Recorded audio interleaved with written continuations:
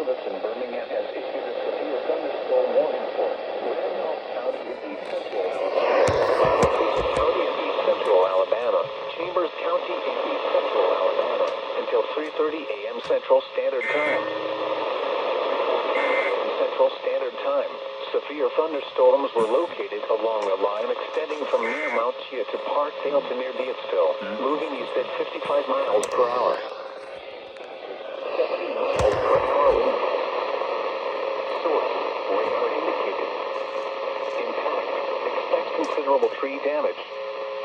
Damage is likely to mobile homes, roofs, and outbuildings.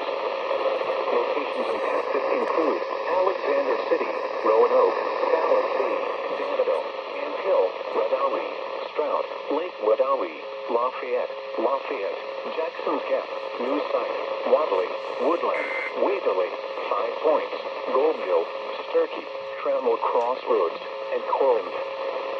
For your protection, move to an interior room on the lowest floor of a building. A tornado watch remains in effect until 6 a.m. Central Standard Time for southeastern and east central Alabama.